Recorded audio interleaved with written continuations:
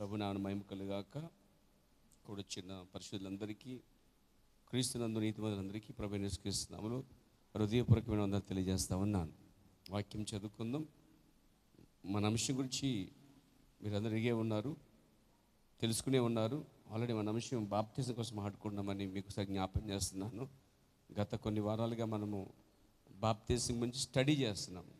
కొత్తగా ఏం తెలుసుకుంటలేదు, కానీ అందులోనే లోతుగా తెలుసుకొని స్థిరంగా ఉండి తెలుసుకొని మనం ఇతరులకు చెప్పడానికే ఈ బైబిల్ స్టడీ అన్నమాట. ఈ బాప్టిజం గురించి మీరు తెలుసుకొని తెలియని వారి మీ చుట్టూ ఉన్న ప్రజలకు అందించడానికే ఈ యొక్క బైబిల్ స్టడీ అండి. ఈ ఉద్దేశాన్ని మీరు గుర్తించి నమ్ముతున్నారు. దేవునికి స్తోత్రం కలుగాక. మరి బాప్టిజం గురించిన విషయాలు చాలా కార్యాలు బైబిల్లో రాయబడ్డాయి. దాని గురించి ఒక వాక్యం మనం చదువుదాం. చూడండి, అపోస్తలుడైన పౌలు రాసినటువంటి అపోస్తల గ్రంథంలో కూడా పౌలు చెప్పిన వాక్యం జ్ఞాపం చేసుకుందాం. 17వ అధ్యాయము 30వ వచనాన్ని మనం చదువుకుని ముందుకు వెళ్దాం. అపోస్తల కార్యం గ్రంథం 17:30. ఆ అజ్ఞాన కాలములను దేవుడు చూచి చూడనట్టుగా ఉండెను.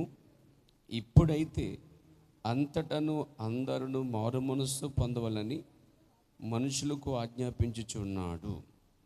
దేవునికి స్తోత్రం కలగాక. ఇప్పుడు అపోస్తల కార్య గ్రంథము 2వ అధ్యాయంకి వచ్చేద్దాం. 38.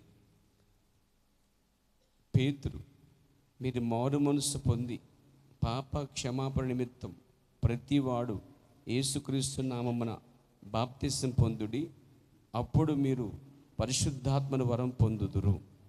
ఈ వాగ్దానం మీకును మీ పిల్లలకును దురస్తులందరికీ, అనగా ప్రభువైన మన దేవుడు తన యొద్దకు పిలిచిన వారందరికీ చెందునని వారితో చెప్పాను. దేవుడి వాక్యాలు దీవించింది కాక. ఇంకొక చివరి వాక్యాన్ని కూడా మనము జ్ఞాపం చేసుకుందాం. మార్కు సువార్త చివరి అధ్యాయంలో మార్కు సువార్త 16 కూడా జ్ఞాపం చేసుకుందాం. నమ్మి బాప్తిసం పొందువాడు రక్షించబడును, నమ్మని వానికి శిక్ష విధింపబడును. దయచేసి కూర్చొని పేరు మనం ప్రార్థన చేసాం ఆల్రెడీ.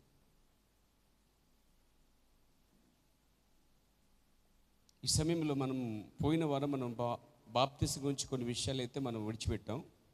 కొన్ని వాటిని మనం చెప్పుకుంటూ విడిచిపెట్టామట, సమయానికి మనం ఉంచుకోవాలి ఉద్దేశంతో.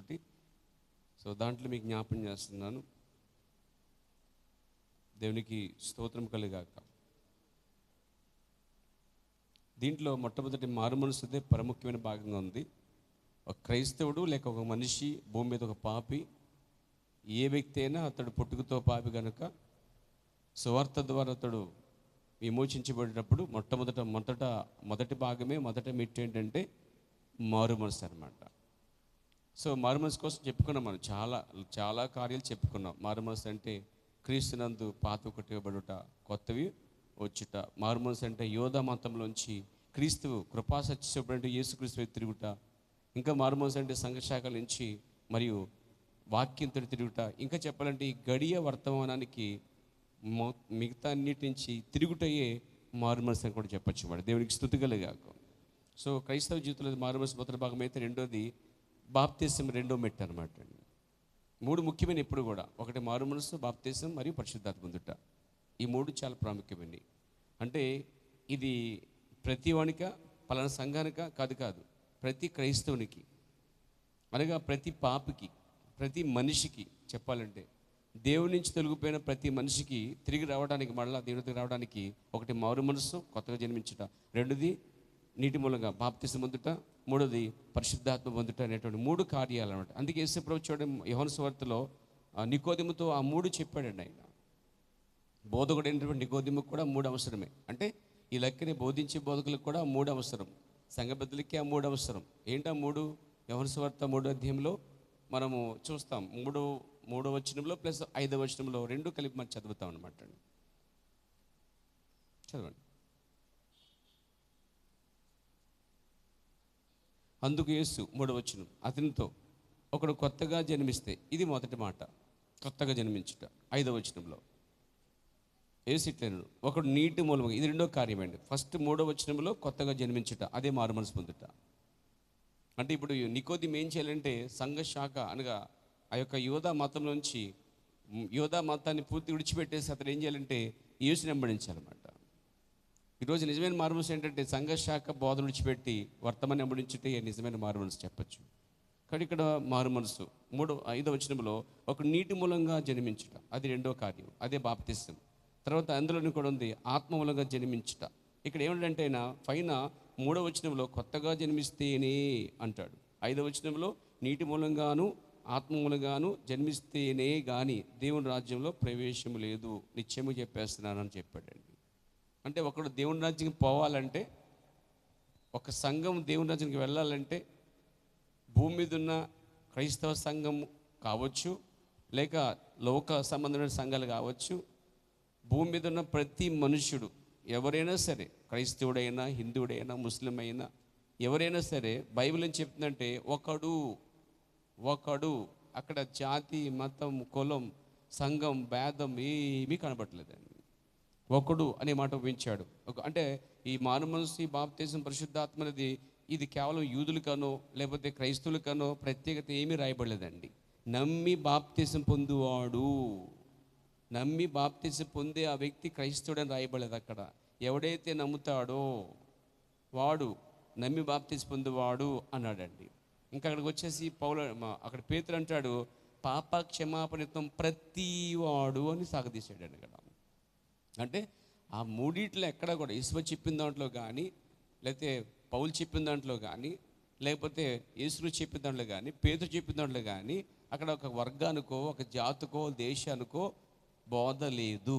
ప్రపంచమంతటా అంతటా అందరూ అని చెప్పాడండి అక్కడ. మళ్ళా అంటే క్రైస్తవులందరూ కాదు, అక్కడ భూమి మీద క్రైస్తవులే కాదు క్రైస్తవేతరులు కూడా అందరూ అంతటా మారు మనస్సు పొందవాలని దేవుడు ఆజ్ఞాపించుచున్నాడని అక్కడ పౌలు చాలా స్పష్టంగా చెప్పడం జరిగింది. కాబట్టి మారు మనసు అనేది క్రైస్తవులకు కాదు, మారు మనసు అనేది యూదులకు కాదు, మారు మనసు అనేది ఒక వర్గానికి, ఒక జాతికి, ఒక దేశానికి కాదు. కానీ ఎవడైతే నమ్మి బాప్తిసం పొందుతాడో వాడే రక్షించబడతాడు. వాడు ఏ దేశవాడైనా సరే, ఏ సంఘవాడైనా సరే, ఏ జాతివాడైనా సరే, ఏ భాషవాడైనా సరే, వాడు నమ్మితే కనుక వాడు రక్షించబడతాడని చెప్పి దేవుడు అనుమతించాడు అందరికి కూడా. కాబట్టి బైబిల్ ఒక వర్గానికి కాదు, ఒక దేశానికి కాదు, ఒక క్రైస్తవుడికి కాదు, నమ్మి బాప్తిసం పొందేవాడికి అనమాట. దీన్ని ఏం చేస్తారు, బైబిల్ అనగానే క్రైస్తవులకు సంబంధించింది, లేకపోతే ఖురాన్ అనగానే వాళ్ళకి సంబంధించింది అని విభజించారన్నమాట. ఇది గ్రంథాలు విభజించారు. కానీ ఈ గ్రంథం మాత్రం అందరికీ ఉపయోగపడే గ్రంథం అండి. ఇది అందరికీ ఉపయోగపడే గ్రంథం. దేవుడికి స్తోత్రం కలిగాక. సో దీంట్లో మనం నెంబర్ 1 బాప్తిసం అంటే ఏమిటి చెప్పుకున్నాం. అంటే బాప్తిసం అర్థం చెప్పుకున్నాం. ఏది 3 చెప్పాం. మీ ఎగ్జామ్ పెట్టాలి దీని మీద అసలు. మరి చెప్పండి టకటక 3 అర్థాలు నేను చెప్పండి, మీరు చెప్పాలి. ఎందుకంటే మీరు విన్నారు కాబట్టి. 2-3 వారాల నుంచి అదే విన్నాం మనం. ఫస్ట్ బాప్తిసం అంటే అర్థం 3 విషయాలు. 1 2 3 మొగలు మాట్లాడలేదండి మీ దగ్గర లేదు అసలే, లిస్టే లేదా లేదా గుర్తే లేదా ఏమండి. తర్వాత నెక్స్ట్ బాప్తిసం ఎవరు తీసుకోవాలని చెప్పి ఒక 5 విషయాలు చెప్పాను నేను. 3 అంటే చెప్పాం పాస్టర్ గారు, 5 అంటే అక్కడ చెప్తాం. అందుకే మనం ఒక పుస్తకం తెచ్చుకోండి అమ్మా, ఒక పెన్ తెచ్చుకున్నామంటే బైబిల్ మాత్రం పట్టుకుని వచ్చేస్తారు, రాసుకోండి అని చెప్తాం.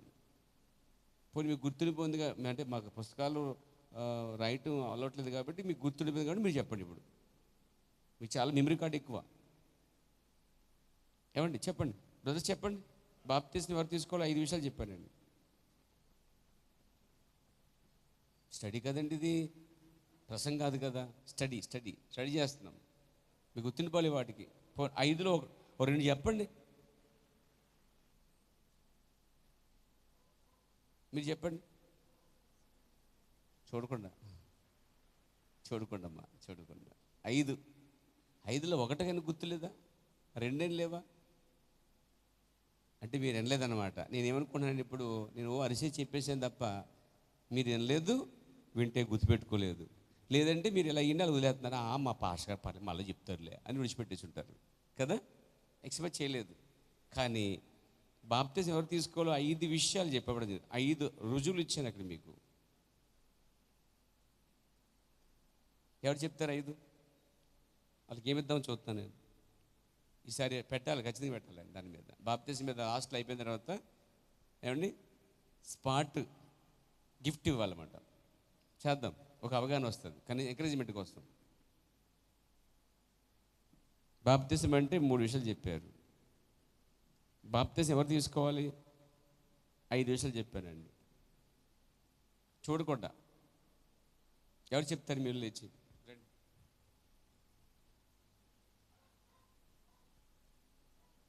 పోనీ ఒకటి చెప్పండి, దాంట్లో బాప్తిజం ఎవరు తీసుకోవాలి? మరి మీకు తెలియకుండా మీరు ఏం చెప్తారండి బయటికి వెళ్ళే? మీకే తెలియపోతే మీరు బయటికి వెళ్ళి బాప్తిజం కోసం ఎవరు తీసుకోవాలనే విషయం మీకే అర్థం కాకపోతే, మీకే గుర్తు లేకపోతే మరి ఎవరు చెప్తారు సువార్త? ఒకటి చెప్పండి. ఏంటో అంటున్నారు, చెప్పండి అజయ్ గారు.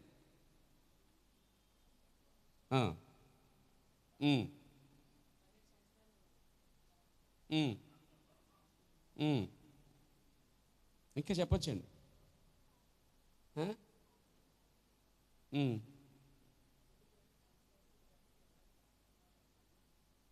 అందరూ తీసుకోవాలి. మీకు చక్కగా క్లారిటీగా ఇచ్చానండి ఆ రోజు. మీకు మారు మనసు పొందినవారు, తమ పాపాలు ఒప్పుకునే వారు, హృదయములో విశ్వసించి ప్రభువుని రక్షణని నోటితో ఒప్పుకునేవారు, మారు మనసు పొంది దేవుని తట్టు తిరిగి పరిపూర్ణ హృదయంతో నమ్మి యేసు దేవుని కుమారుని నమ్మేవారు, ప్రాచీన స్వభావం ఆయనతో కూడా సిలువబడిన వారు బాప్తిజం తీసుకోవాలని చెప్పి 5 విషయాలు చెప్పడం జరిగిందండి. 5 విషయాలు. అది సరైన జవాబు అండి. ఏమండి? తర్వాత 4వది, బాప్తిజం ఎందుకు తీసుకోవాలి? దాంట్లో 8 కార్యాలు చెప్పా. నా దగ్గర లిస్ట్ ఉందండి, ఎప్పుడు మారిపోదు అది. సంవత్సరం తర్వాత అడిగినా అది అలాగే ఉంటుంది. ఏమంటే 8 కార్యాలు చెప్పాను. 8 కార్యాలండి. బాప్తిజం ఎందుకు తీసుకోవాలి అనే దానికోసం 8 కారణాలు చెప్పడం జరిగిందన్నమాట. అంటే బాప్తిజం ఎందుకు తీసుకోవాలయ్యా అని ఎవరన్నా మిమ్మల్ని అడిగితే కనీసం 8లో కనీసం 4 చెప్పకపోతే, 1 చెప్పకపోతే ఇది ఎలా ఉంటుందంటే, ఓ పాస్టర్ గారు బాగా అరిసి అంటండి, పోస్ట్ ఆఫీస్ అడ్రస్ ఎక్కడ అడిగాడంటాను. ఎంత గట్టిగా చెప్పావు, ఈ ఊర్లో పోస్ట్ ఆఫీస్ అడ్రస్ తెలీదా అన్నారంట. ఏమండి? ఆంధ్రప్రదేశ్లో ఉంటూ ఆంధ్రప్రదేశ్ సీఎం ముఖ్యమంత్రి ఎవరు తెలియకపోతే ఎలాగండి? కనీసం మరి వార్డు కౌన్సిలర్ తెలుసా? తెలుసు. మన ఎమ్మెల్యే తెలుసా? తెలుసు. ఇవన్నీ తెలుసు మీకు. మరి వీటితో పాటు బైబిల్ కూడా తెలియదు కదా మనకి. అది రాజకీయం. ఇంకా సినిమా రంగం అంటావా? ఇంకా రాజకీయ రంగం అది వేరు, సినిమా రంగం వేరు. మనంతా బైబిల్ రంగం. ఇప్పుడు 8 కారణాలు చెప్పానండి, చూసుకోండి ఒకసారి. అంటే అందుకే పుస్తకం తెచ్చుకోండి, పెన్ తెచ్చుకోండి. పుస్తకాలు ఇవ్వబడవు, పెన్నులు ఇవ్వబడవు, తెచ్చుకోండి చెప్పడం జరిగిందండి. ఏంటో సీరియస్గా వస్తున్నాను ర్యాంక. మరి మీరు అంత కోపంగా నేను మాట్లాడుతూ అనిపిస్తుందా ఏంటి? ఏమండి? ఎంత సీరియస్గా ఉన్నారు? కొంచెం ఫ్రీగా ఉండండి. మిమ్మల్ని ఎవరు తరమట్లేదు, కొట్టట్లేదు, ఇక్కడ ఏం పెద్ద అప్పగించట్లేదు. కాకపోతే ఏంటంటే మన సమయాన్ని పాడు చేసుకోవద్దు. ఇక్కడికి వచ్చి సమయం చాలా విలువైంది కాబట్టి ఆ సమయంలో మనం తీసుకోవాల్సిన సబ్జెక్ట్ అని తీసుకుంటే అది మనకి కాకుండా మనతో పాటు ఇతరులకు ఉపయోగపడినట్లుగా ఈ బైబిల్ స్టడీ మీకు ఉండాలి. ఇది మీకు మాత్రమే ఆశీర్వాదకరంగా ఉంటే సరిపోదు. మీ నుంచి బయటికి వెళ్ళకపోతే ఇది ఉపయోగం లేదు. సో మీరు నింపుకోండి, బయటికి వెళ్ళండి, మీరు చక్కగా విషయాలు చెప్పండి. అందుకోసం ఒక పుస్తకం పెన్న పెట్టుకోమని 2-3 వాళ్ళ నుంచి అరుస్తూ ఉన్నాను. ఏమండి? అరుస్తూ ఉన్నాను, పిలుస్తూ ఉన్నాను. పెన్ను తెచ్చుకోండి, రాసుకోండి అని. ఏమండి? అయినా మీలో కొంతమంది లోపట్లేదండి. డబ్బులు లేవనుకుంటా పుస్తకం కొనుక్కోవడానికి. సరే, ఏమైనప్పటికీ మీలో కొంతమంది అయితే శ్రద్ధగా వింటున్నారు, వారి కోసం చెప్తాను, వినండి. బాప్తిజం ఎందుకు తీసుకోవాలనేది 8 కారణాలు జ్ఞాపం చేస్తాను. Through Bible, recording the Bible ప్రకారం చెప్పానండి. అపోస్తల కార్య గ్రంథము 8:30 ప్రకారం పాపక్షేమల కొరకు, అదే 8:35 ప్రకారం పరిశుద్ధాత్మ కొరకు, అదే అపోస్తల కార్యం 4:12 ప్రకారంగా రక్షణ కొరకు, అదే అపోస్తల కార్యం 10:48 ఆజ్ఞ నెరవేర్చుట కొరకు, అదే అపోస్తల కార్యం 22:16 నీ పాపములు కడిగి వేసుకున్నటకు, రోమపత్రిక 6:3-4 నుంచి మనం ఆయన మరణంలో పాలు పొందుటకు బాప్తిస్తాం. 7వది 1 కొరింథీ పత్రిక 6:11 దేవుని ఆత్మను కడగబడి పరిశుద్ధపరచబడి నీతిమంతులుగా తీర్చబడే కొరకు బాప్తిసం పొందాలి. ఇక 8వది కనీసం అది చెప్పండి. అమ్మాయి బతికించారు నన్ను. దేవునికి స్తోత్రం కలిగాక. ఇన్ని కారణాలు ఉన్నాయి బాప్తిసం ఎందుకు తీసుకోవాలి దానికోసం. ఇన్ని కారణాలు ఉన్నాయి. ఆ కారణాలు కనుక మీరు రాసుకొని ధ్యానం చేసుకుంటూ పాత నిబంధనలో ఒక కార్యం ఉందన్నమాట. అవి అంటే నెవరు వేసినటువంటి వాడు కొంచెం చెప్పుకోవచ్చు. తెలుసా మీకు? నెవరు వేయని నెవరు వేసే కూడా చెప్పాడండి. నెవరు వేసే వాటిని తినమంటున్నాడండి. నెవరు వేసే వాటి కొంచెం చెప్తాడండి. సాధారణంగా ఎందుకు నెవరు వేస్తాయంటే అవి పగలంతనో లేదా గంట తిని మొత్తం ఆ గడ్డంతా తినిన తర్వాత ఆ జంతువు లేక మేక, గొర్రె లేకపోతే ఆవు ఏదైనా సరే ఆ జంతువు గడ్డి బాగా తిన్న తర్వాత కూర్చుండి లేక అక్కడ తన పాకలో ఉండి తన చెట్టు కింద ఉండి ఏం చేద్దంటే మెల్లిగా నిలబడో కూర్చునో పడుకునో మొత్తం మీద ఏం చేద్దంటే తిన్నదంతా బయట తెచ్చుకుని మెల్లిగా ఏం చేద్దండి బాగా నవ్వులుతుంది అన్నమాట. అలా నవ్వటం లేవద్దంటే దానికి ఆరోగ్యపరమైన ఆహారం పొందుతుందండి. సో మెల్లిగా తెచ్చుకుని నవ్వులుతుందండి, అది మిగులుతుంది అన్నమాట. అవి పాలుగా మార్చబడుతున్నాయి, ఆహారంగా మార్చబడుతున్నాయి.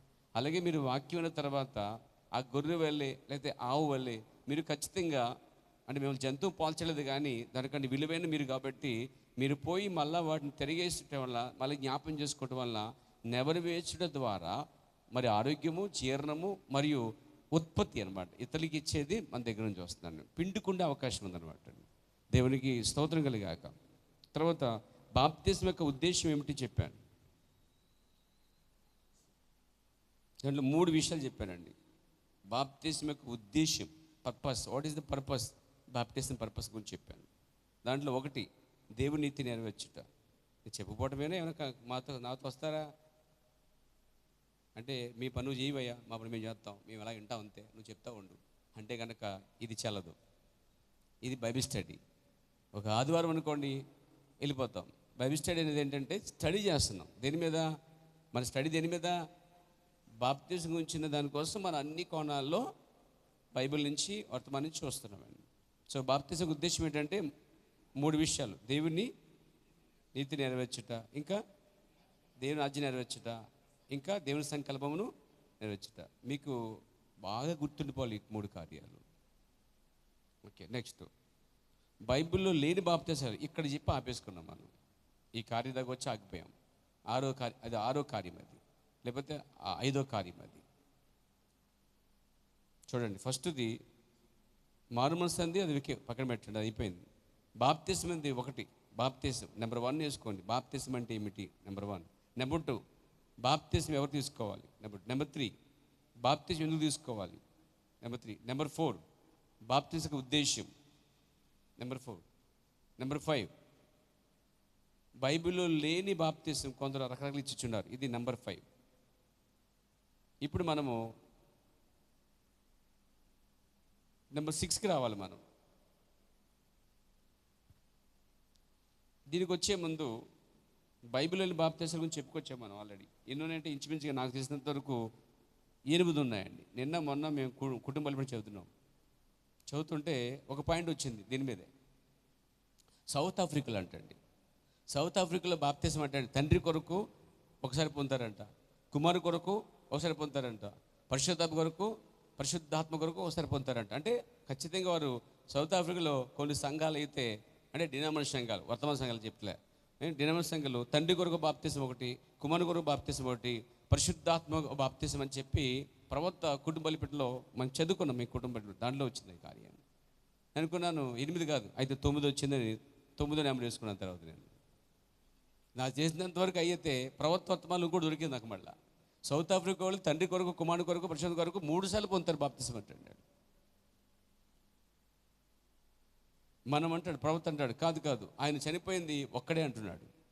కాబట్టి యేసుక్రీస్తు నామములో బాప్తిజం పొందాలని చెప్తున్నాడు. ఇక్కడ మనం అపోస్తల కార్యం గ్రంథం 2:38 చూడండి.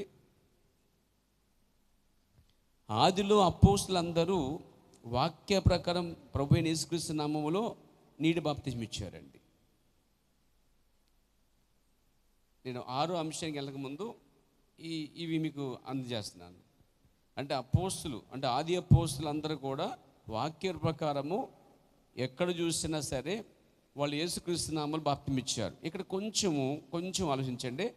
కొన్ని చోట్ల యేసుక్రీస్తు నామములో అని ఉంటుంది, కొంచెం బాగానండి. కొన్ని చోట్ల క్రీస్తు యేసు నామములో అని ఉంటుంది, మరి కొన్ని చోట్ల ప్రభు అయిన యేసుక్రీస్తు నామములో అని ఉంటుంది. ఈ వ్యత్యాసాన్ని మీరు ఎప్పుడన్నా అధ్యయనం చేశారేమో ఒకసారి జ్ఞాపకం. ఆటోమేటిక్గా మీరు చదువుతుండగా డైలీ చదువుతున్న వరకు అర్థమవుతుందండి ఇది వ్యత్యాసం చూడండి. కానీ ప్రవక్త అంటాడు అది ఆ పేరు వెనక ముందు వచ్చిన బాప్తిసం అయితే యేసుక్రీస్తు నామములో అంటాడండి. కానీ ఎక్కడ ఉత్తు యేసు నామములో అపోస్తులు ఎన్నడూ బాప్తిసం ఇవ్వలేదు.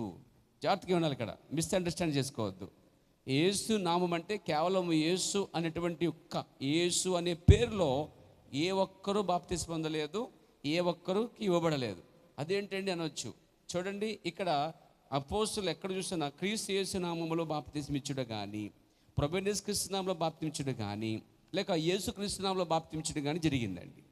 కానీ ఎక్కడ కూడా వాళ్ళ జీవితంలో అపోస్తుల ఎస్టాబ్లిషన్, అపోస్తుల కార్య గ్రంథంలో సంఘాలు కట్టినప్పుడు వాళ్ళు ఎక్కడ కూడా ఉత్తి యేసు నామములో బాప్తిసం ఇవ్వబడలేదండి. చూడండి, మీకు ఆ వ్యత్యాసాన్ని మీకు చూపించాలని కోరుతున్నాను. అపోస్తుల కార్య గ్రంథం 8:20 చూడండి. అక్కడ ఒకసారి 8:16 చూడండి. అపోస్తుల కార్యం 8:16 చూడండి. అక్కడ అదంతా లేదు, ప్రభువైన యేసు నామమున రాయబడింది. ప్రభువైన యేసు నామమున. ఇది అపోస్తుల కార్య గ్రంథము చూడండి 10:48 చూడండి. యేసుక్రీస్తు నామమందు అని రాయబడింది. ఇక్కడేం రాయబడింది? ప్రభువైన యేసు నామము రాయబడింది. ఇక్కడేం రాయబడింది? యేసుక్రీస్తు నామము అని రాయబడింది. చూడండి వ్యత్యాసం చూడండి. అదే మనం 2కి వచ్చేస్తుంటే అక్కడేం రాయబడింది? యేసుక్రీస్తు నామం రాయబడింది. కొన్ని చోట్ల వాళ్ళు యేసు ప్రభువైన యేసు నామం రాయబడింది, కొన్ని చోట్ల క్రీస్తు యేసు నామం. ఇప్పుడు మనం అపోస్తుల రోమీ రాసిన పత్రిక వద్దాం. ఈ వ్యత్యాసాన్ని మీరు పట్టుకోండి దయచేసి. 6:3 చూడండి. క్రీస్తు యేసులోనికి రాయబడింది అండి. అంటే ఒక చోట క్రీస్తు యేసు నామంలో రాయబడింది, ఒక చోట ప్రభువైన యేసు నామం రాయబడింది, ఇంకో చోట ప్రభువైన యేసుక్రీస్తు నామం రాయబడింది, ఇంకో చోట యేసుక్రీస్తు నామం రాయబడింది అండి. కానీ ఎక్కడ యేసు నామములో బాప్తిసం ఇవ్వలేదని ప్రవక్త నొక్కి చెప్పాడండి. ఎవరన్నా ఈ వ్యత్యాసం గ్రహించక వారు ఉత్తి యేసు నామములో బాప్తిసం పొందుంటే వారు తప్పకుండా వారి పాపక్షమాపణ కొరకు మరలా యేసుక్రీస్తు నామములో బాప్తిసం పొంది తీరవలసిందే అంటాడండి. ఒక్కసారి యేసుక్రీస్తు నామములో బాప్తిసం పొందిన తర్వాత వారు మరలా ఇంకోసారి బాప్తిసం పొందక్కర్లే. నీ హృదయాన్ని గలిబిలి చేసినట్లయితే అది నీకు దేవునికి సంబంధించిన కార్యం. అలాగా నేను ఒక ఇద్దరికి ఇచ్చాను బాప్తిసం, గలిబిలి అయ్యారని వాళ్ళు ఎలా పొందారో అర్థం కాలేదు వాళ్ళకి మళ్ళీ యేసుక్రీస్తు బాప్తిసం ఇచ్చాను నేను. ఎందుకంటే వాళ్ళని అడిగాను, మీకు ఇచ్చిన వాళ్ళు ఎలాగిచ్చారంటే గుర్తులేదన్నారండి. యేసునామం అని చెప్పారు. సో యేసునామం అయితే ఖచ్చితంగా మీరు పొందవలసిందని చెప్పాను. లేదు యేసుక్రీస్తు బాప్తిసం అయితే మీరు మళ్ళీ పొందకలని చెప్పాను. ఎందుకంటే అది ఒక్కసారి ఇవ్వబడద్దండి. అది ఎక్కడ తీసుకున్నా ఎవరిచ్చినా అది ఒక్కసారి ఇవ్వబడుద్ది. కానీ ఆ విషయంలో కనుక నీకు క్లారిటీ లేకపోతే, నీకు గలిబిలి చేస్తే, నువ్వు ఖచ్చితంగా నీ హృదయాన్ని గలిబిలి చేస్తుంటే బాప్తిసం విషయంలో నువ్వు తప్పగా వచ్చి నీటి వద్దకు వచ్చి ప్రభువుని యేసుక్రీస్తుని బాప్తిసం పొంది తీరాలి. కాబట్టి బాప్తిసం విషయంలో ఇప్పుడు మీకు ఎవరికైనా గలిబిలి ఉందా? గందరగోళం ఉందండి మీకు ఎవరికన్నా? అయ్యో నేను ఎలా పొందుంటాను, అప్పుడు పాస్టర్ గారు ఎలా ఇచ్చుంటారు, అప్పుడు యేసునామం ఇచ్చుంటారు, ఇప్పుడు యేసునామం. నేను ప్రారంభం నుంచి ఈ ప్రత్యక్ష కలిగి ఉన్నానండి. యేసునామం బాప్తిసానికి ప్రభువైన యేసుక్రీస్తు బాప్తిసానికి వ్యత్యాసాన్ని ప్రారంభంలోనే కలిగి ఉన్నాను. కొందరైతే కొంతకాలము యేసునామం బాప్తిసం ఇచ్చి ఈ మెసేజ్లోకి వచ్చే ముందు కొంతమంది యేసునామములో బాప్తిసం ఇచ్చి మళ్ళీ వాళ్ళు యేసుక్రీస్తు బాప్తిసం అంటే మళ్ళీ పెట్టారు. అంటే యేసునామం బాప్తిసం అనేది ప్రవక్తకు ముందే ఉన్నారట వాళ్ళు. వాళ్ళనే ఓన్లీ జీసస్, యేసు మాత్రం గుంపు అని పిలిచాడు ప్రవక్త బ్రెండమ్ గారు. విలియం బ్రెండము అపోస్తుల కార్య గ్రంథము పేతురు తీసుకొచ్చిన బాప్తిసాన్ని తీసుకురావడానికి ముందుగా పేతురు తర్వాత అది మరుగు చేయబడిందండి. అపోస్తుల తర్వాత బాప్తిసం అది మరుగు చేయబడింది. ఆ తర్వాత వారు తండ్రి కుమార పరిశుద్ధాత్మ బాప్తిసం వాళ్ళు తీసుకొచ్చారు, చిరగ్రం తీసుకొచ్చారు, జెండాగం తీసుకొచ్చారు. ఎంత చెప్పినట్టుగా మనం చెప్పుకున్నట్టుగా రకరకాల బాప్తిసాలు వచ్చేసేవి. ఆధారం లేని బాప్తిసాలు లోకంలోకి ఎన్నో వచ్చేసేయండి.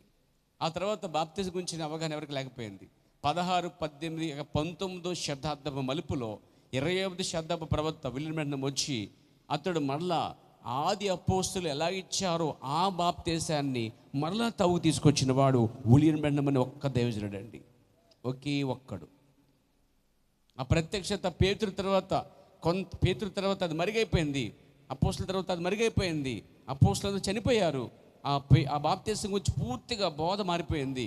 అప్పుడు మరలా లేఖనం ప్రకారంగా బాప్తీసం తీసుకొచ్చిన వ్యక్తి ఎవరంటే, ఆ గ్యాప్లో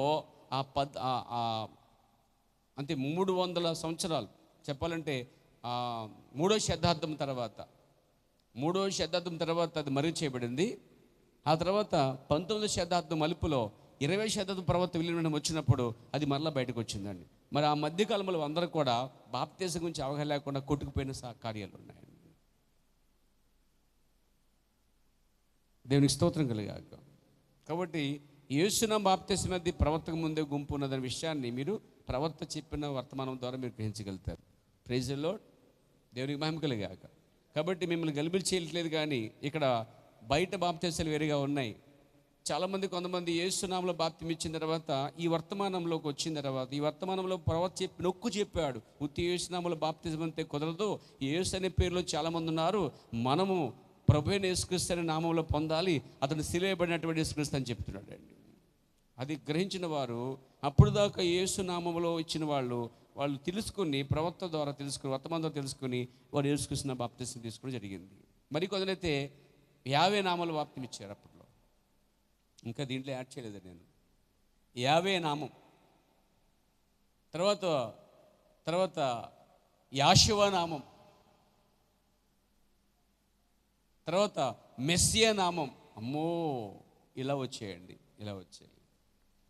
50, తర్వాత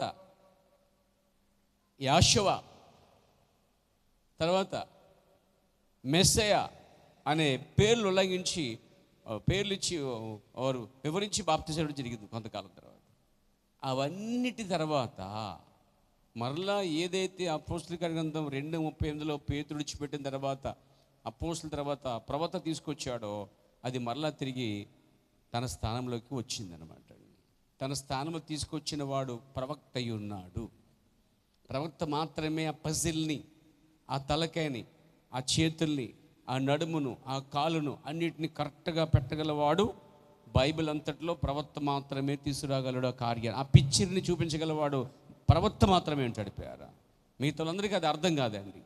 కాబట్టి అందుకే మళ్ళా చివరి దినాల్లో ఈ లేఖనం తప్పిపోయిన ప్రజలకి అంత్యకాలంలో ఒక ప్రవక్తను దేవుడు పంపించి గలిబిలిగా ఉన్నటువంటి కార్యాలు, బోధల నుంచి, సంఘర్షక మతకారుల నుంచి విడిపించడానికి దేవుడు ఒక ప్రవక్తను పంపడానికి అదే కారణమైనదండి. ఎందుకంటే జనులు బైబిల్ని ఏం చేశారంటే విడిచిపెట్టి బహు దూరంగా పరిగెట్టిపోయారు, దూరంగా వెళ్ళిపోయారండి. దానికి ప్రవక్త బైబిల్కి వారు బిలియన్ల దూరం అంత దూరంగా పోయారు అంటాడండి. క్రీస్తుని విడిచిపెట్టిన ఆ రోజు బాలుడైన యేసుక్రీస్తుని విడిచిపెట్టి వెళ్ళిపోయినటువంటి మరియా, యోసేపులు ఎలాగే విడిచి వెళ్ళిపోయారో, కొంత దూరం పోయారో, తిరిగి వచ్చారో, అలాగే ఇప్పుడు కూడా ఎంత దూరం పోయినా బైబిల్ నుంచి వాళ్ళు తిరిగి మళ్ళీ ఎప్పటికైనా ఎవరైనా ఏ క్రైస్తవుడైనా తండ్రి కుమార పరిశుద్ధ బాప్తిసం పొందిన, చిరకన బాప్తిసం పొందిన, జెండ కింద బాప్తిసం పొందిన, ఇక్కడ చెప్పిన కార్యాలు చూస్తారా. మరి ఏ రకం బాప్తిసం పొందిన, మెస్సియాలో పొందిన, లేకపోతే యాషువలో పొందిన, వాళ్ళు 50లో పొందిన, మరి ఏ విధంగా పొందినా సరే అది చల్లదు, కానీ ప్రభువుని యేసుక్రీస్తు బాప్తిసం మాత్రం చెల్లుతుందండి. అంత చరిత్ర తీసుకొచ్చాడు ప్రవక్త, మళ్ళీ తిరిగి తగ్గుకొచ్చాడండి. నిజంగా మీరు చాలా ధన్యులండి ఈ కార్యం వినడానికి.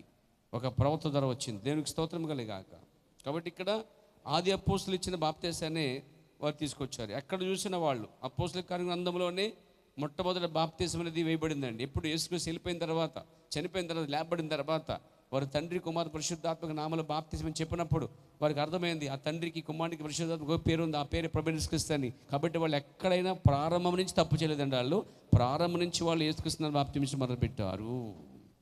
మరి కొందరు ఏమిటంటే వారు యేసుమని చెప్పిన మాట వినలేదు. కాబట్టి వారు ఏం చేశారంటే యేసుక్రీస్తుని బాప్తిసం ఇచ్చారు. కానీ ఆయన ఏం చెప్పాడు, తండ్రి కుమార పరిశుద్ధాత్మ బాప్తిసం అని చెప్తే శిష్యులు వీళ్ళు ఏం చేశారు, యేసుక్రీస్తుని బాప్తిసం ఇచ్చారు అని. కొందరు ప్రజలు ఏమిటారంటే పేతురు శిష్యులు తప్పు చేశారు, మేము ఏం చేస్తున్నామంటే యేసు చెప్పిందే చేస్తున్నాం, శిష్యులు యేసు చెప్పింది చేయలేదనే భావంతో చాలామంది సేవకులు భూమి మీద ఉన్నారండి. దాన్ని బట్టి చూస్తే వాళ్ళందరికీ ఆ పేతురు పత్రిక చదవకూడదు. ఎందుకంటే పేతురు వాళ్ళ దృష్టిలో తప్పు చేశాడు. తండ్రి కుమార పరిశుద్ధాత్మ బాప్తిసం అంటే పేతురు ఏం చేశాడు, యేసుక్రీస్తుని బాప్తిసం ఇచ్చాడు. కాబట్టి వాళ్ళ దృష్టిలో పేతురు గారు తప్పు చేశాడు, వీళ్ళు రైట్ చేస్తున్నారండి, వీళ్ళు కరెక్ట్ చేస్తున్నారు. అంటే పేతురు మించిపోయారు వీళ్ళు. కానీ బైబిల్ చెప్తుంది పేతురు ప్రవక్త అయి ఉన్నాడండి. ఆ కాలానికి పేతురే ప్రవక్త అయినాడు. ఇంకో గొప్ప విషయం చెప్పమంటారా, అసలు పరలోక తాంచాలు ఆయన దగ్గరే ఉన్నాయి, ఎవరి దగ్గర లేవు. కాబట్టి ఈ బప్పంగాళ్ళని ఏమన్నారంటే, పేతురు తప్పు చేశాడు, మేమేం చేసాం, మేము రైట్ చేస్తున్నాం అని చెప్పుకుంటున్నారు. సోదిగాళ్ళు అందరమాట. నేను అనకూడదు కానీ చెప్పకూడదు కానీ పూర్తిగా ప్రత్యక్షతే లేని బలహీనమైన వర్గం విషయంలో. అందుకే వాళ్ళు ఏం చేయాలి, ముసుగులోంచి బయటకు వచ్చేయండి. వాళ్ళు ఏవైనాడైతే వాళ్ళు ప్రవర్తనం తిరుగుతారో అప్పుడే వారు ముసుగు తీయబడద్ది. ప్రవర్తనం తిరిగిన వాడికి ముసుగు అలాగే ఉంటుంది. ఆ రోజు మోషే కాలంలో ఎలాగైతే ధర్మశాస్త్రం పాత కాలంలో ఒక ముసుగు ఇవ్వబడిందో దానికోసం పౌలు చెప్పాడండి. దాని గురించి కూడా మీకు చెప్పాలని ఆశపడుతున్నాను. చూడండి, పౌలు గారు కొరింథీ పత్రిక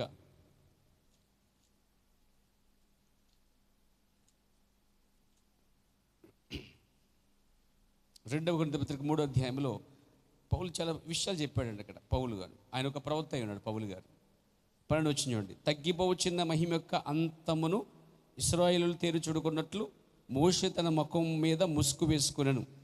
అమ్మ దొరికిందమ్మా, నేను వెళ్ళిపోతున్నానమ్మా, మీరున్నారా, నాతో వస్తున్నారా? నాది గోదావరి, మీ సముద్రం మీద కష్టం, మా ఇద్దరు కలిపి గోదావరి పడాల్సిందే. అంటే మనం కలిసి జర్నీ చేయాలి. తీసారు తక్కమని ఇంకా తీస్తున్నారా?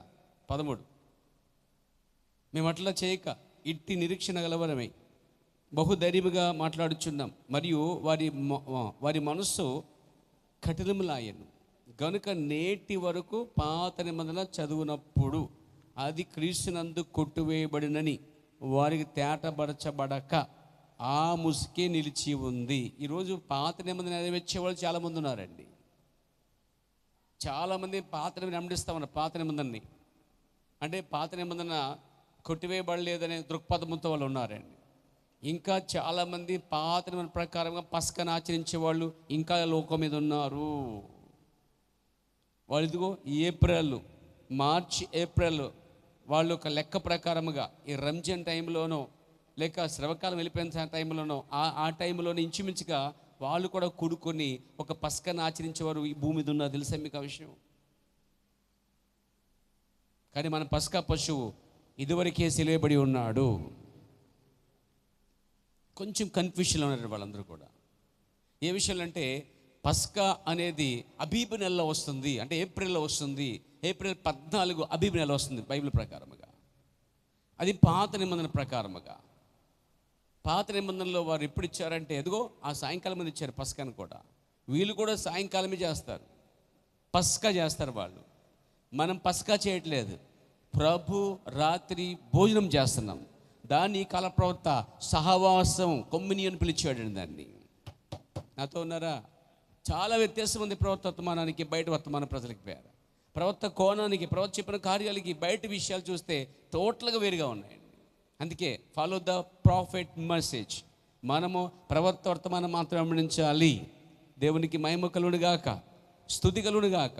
ఇక్కడ చూడండి, పౌలు ఏమంటాడంటే పాత నిబంధన అనేది కొట్టివేయబడింది అనే విషయము వారికి తెలియట్లేదంట. కారణం వారి మనసులో కఠినమాయను. భూమి మీద చాలామంది ఉన్నారండి, చాలామంది ఉన్నారు. వారు భారతీయులే, కానీ వారు వెంబడించేది యూదుల ఆచారాన్ని వెంబడిస్తున్నారు. ఇండియన్ యూదులు, అమెరికన్ యూదులు, భారతదేశ యూదులు అనేవి లేదండి.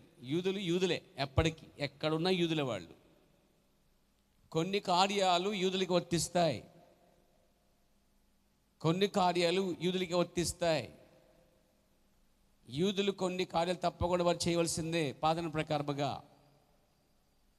సున్నతి అనేది ఖచ్చితంగా పాతన ప్రకారం యూదుడు చేయవలసిందే. కానీ అన్యుడికి అవసరంలే.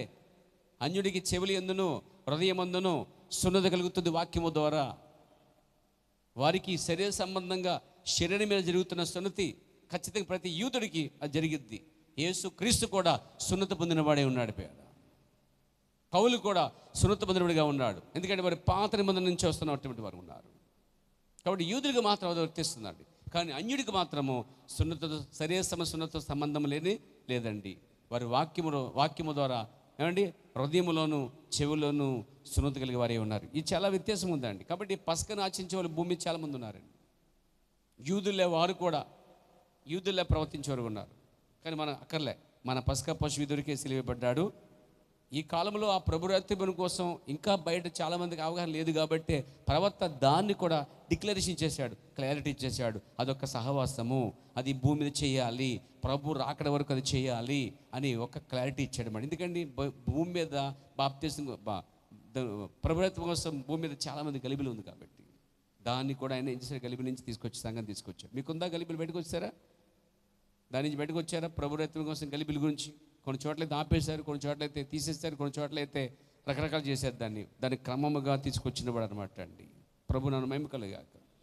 కాబట్టి ఇక్కడ క్రీస్తు నందు కొట్టివేయబడిన వారికి తేటపరచక ఆ ముసుకే నిలిచినది. నేటి వరకు మోషే గ్రంథము వారు చదివినప్పుడల్లా ముసుగు వారి హృదయముల మీద ఉన్నది, కానీ వారి హృదయము ప్రభు వైపునకు ఎప్పుడు తిరుగునో అప్పుడు ముసుగు తీయబడును.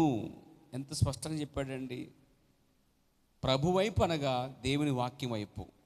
ఈ కాలంలో చెప్పాలంటే స్పష్టంగా బయలుపరచబడిన వర్తమాన వైపు ఎవరైతే తిరుగుతారో, వివరించబడిన, ప్రత్యక్షపరచబడిన, బయలుపరచబడిన, ముసుగు తీయబడిన వర్తమానం వైపు ఎవరు తిరుగుతారో వారికి ముసుగు తీయబడుతుందండి.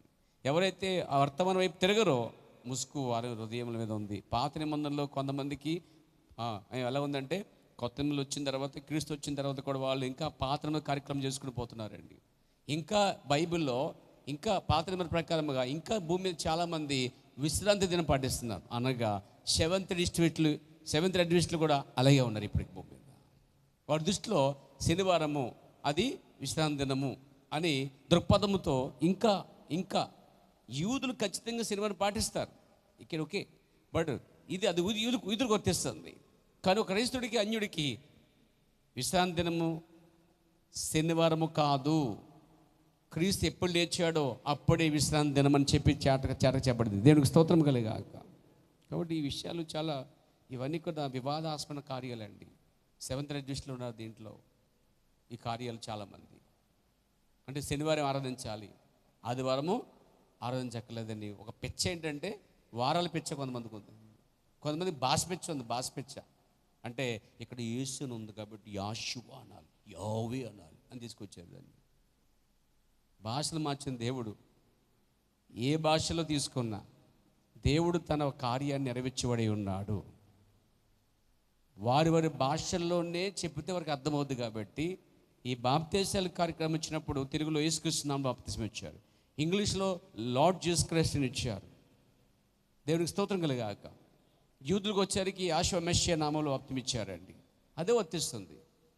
అక్కడెక్కడో యాషువ మెస్సియా కాబట్టి ఇక్కడ కూడా యాషువ మెస్సియా మారదు. కొంతమంది పిచ్చి ఏంటంటే మీ పేరు మారుతుందా, మీ పేరు మారుతుంది కదా ఏ భాషలో అయినా సరే, కాబట్టి ఇక్కడ కూడా మారదు. అలాంటి లాజిక్ అనమాట. ఇవన్నీ నాన్సెన్స్. ఇవన్నీ ఏంటంటే పిచ్చి కార్యాలండి.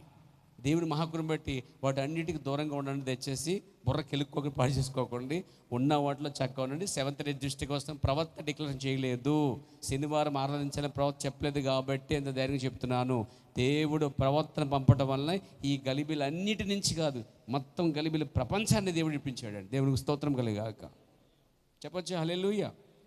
సో కాబట్టి అపోస్తలుల గ్రంథములు ఇచ్చిన బాప్తిసం ఎక్కడ చూసినా ఓ చోట చెప్పాను కదా, ఆ విధంగా తప్ప యేసు నామములో బాప్తిసం అనేది ఇవ్వబడలేదనే విషయాన్ని మీరు ఖచ్చితంగా తేటగా తెలుసుకోవాలి. తెలుసుకుంటేనే మీరు బయటికి వెళ్ళి దానికోసం మాట్లాడగలరు. వాదించొద్దు, గొడవలు పెట్టుకోవద్దు. మీరు ఎవరికన్నా సువార్త చెప్పాలంటే కేవలం లేఖను చూపించండి అంతే. ఇదిగో ఇలా రాయబడి ఉంది, యేసుక్రీస్తు కూడా ఇలా రాయబడి ఉంది, పౌలు కూడా అలా రాయబడి ఉంది. చాలా సందర్భాలు కనిపిస్తుంది మనకి పేరు. ఆ కోణంలో వెళ్ళాలన్నమాట. ఇప్పుడు కూడా ఎవరికైనా చెప్పేటప్పుడు లేఖను తెరవండి, వాక్యం చూపించండి. రండి సార్, నేను వాక్యం చూపించాను, నువ్వు కూడా వాక్యం చూపించాలి. అంతే తప్ప మిసాలు తిరిగాడు తల్ల కొట్టడం ఎంత బయట భయంకరంగా ఉంది బయట అండి. మనం ఆ టైపు నో డిబేట్, వాదాలకు వెళ్ళొద్దు, ప్రతివాదికి వెళ్ళొద్దు.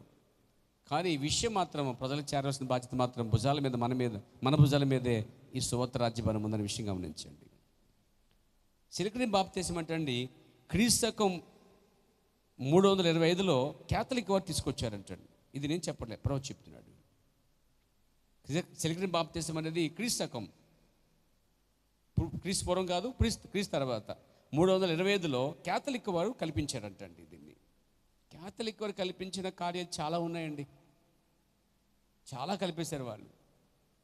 అంటే వారు సెమిరాము, తమ్మూజు, నిమ్రోద్ యొక్క ఆరాధన తీసుకొచ్చి వారి పేర్లు మార్చి జూపిటర్ అని, సెంట్ ఫాల్ అని, సెంట్ జోసెఫ్ అని, సెంట్ మేరీ అని ఆ పేర్ల మీద వారు బొమ్మలు మార్చారు, పేర్లు మార్చారు. ఆరాధన మాత్రం అదే చేశారంటండి.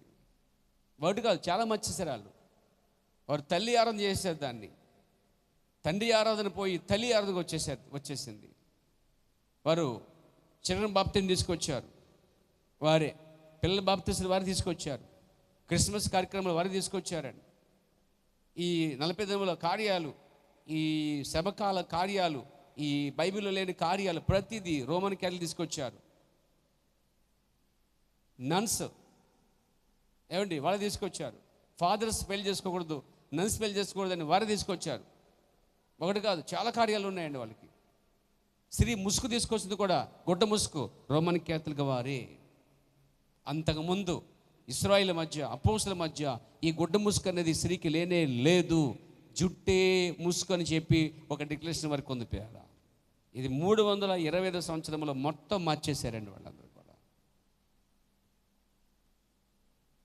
దేవునికి స్తోత్రం కలిగాక. నిజమైన బాప్తిస్మ విషయంలో మీరు తప్పిపోవద్దు, మోసపోవద్దు. మీరు తిరిగి వాక్యం వద్దకు వచ్చి యేసుక్రీస్తు నామంలోనే బాప్తిస్మ పొందాలని ప్రవక్త నొక్కి చెప్పిన సందర్భాలు ఉన్నాయండి. అంటే నిజమైన బాప్తిస్మ విషయంలో గలిబిల్లు ఉండకూడదు, సంఘానికి తప్పిపోకూడదు. కానీ ప్రపంచం తప్పిపోయిందండి, తెలుసా మీకు ఆ విషయం? ఈ బాప్తిస్మ విషయంలో ప్రపంచం తొలగిపోయిందండి. రకరకాల బాప్తీసాలు చెప్పారు కదా, ఎన్నో ఆధారం లేని బాప్తీసాలు ఇచ్చుకుంటూ పోయింది సంఘాలు. కొందరైతే బాప్తిజం ఇచ్చి పాస్టర్ కూడా బాప్తిజం పొందుతుంటాడండి. అదో రకం. ఇలాంటి భయంకర పరిస్థితుల్లో ప్రజలు గలిబిలు లేకున్నటువంటి కాలంలో, గలిబిలు ఉన్న కాలంలో ఉన్నామండి. ఎందుకు ఇంత గలిబిలు వచ్చింది తెలుసా అండి? ఇది యెజబెల్ కాలం. అప్పుడు యెజబెల్ కాలంలో ఒక ఏలియా ఉన్నాడు. ఈ యెజబెల్ కాలం, ఆ రోజు యెజబెలు రియల్గా ఫిజికల్గా ఉన్న యెజబెలు అహాబ భార్య. కానీ ఈరోజు స్పిరిచువల్గా ఉన్న యెజబెల్ ఎవరు తెలుసా మీకు? ఇప్పుడు చెప్పుకున్నాగా మనం, ఆ మహాతల్లి. అంత గలిబిలండి. ఇప్పుడు కూడా గలిబిలు ఉందండి. అప్పుడు గలిబిలు ఉంది, ఇప్పుడు గలిబి ఉంది. అప్పుడు అబద్ధ ప్రవక్తలున్నారు, ఇప్పుడు అబద్ధ ప్రవక్తలున్నారు. అప్పుడు నిజ ప్రవక్తున్నాడు, ఇప్పుడు ఒక నిజ ప్రవక్త ఉంది. అప్పుడు బయలుకి మోకాల్లోని 7,000 మంది దేవుడు భద్రపరుచుకున్నాడు. ఇప్పుడు కూడా ప్రపంచమంతా దేవుడు కొంతమందిని దేవుడైతే ఏర్పరచుకున్నాడు. చాలా దగ్గరగా ఉంటుంది ఆ కార్యాలు. సో పాయింట్కి వద్దాం. అంటే నేను 6వ అంశానికి వెళ్ళే ముందు ఈ కార్యాలు క్లియర్ చేయాలి మీకు. నేను మార్కు సువార్త 7:7 చదువుతాను. క్రీస్తు తర్వాత ఎలా కలపబడ్డాయి అనేది యేసుక్రీస్తు ముందే చెప్పగలిగాడు దాన్ని. మీరు నమ్మగలరా? క్రీస్తు వెళ్ళిపోయిన తర్వాత 325 సంవత్సరంలో బోధ కార్యక్రమం మారిపోతుందని యేసుక్రీస్తు ముందే చెప్పగలిగాడండి.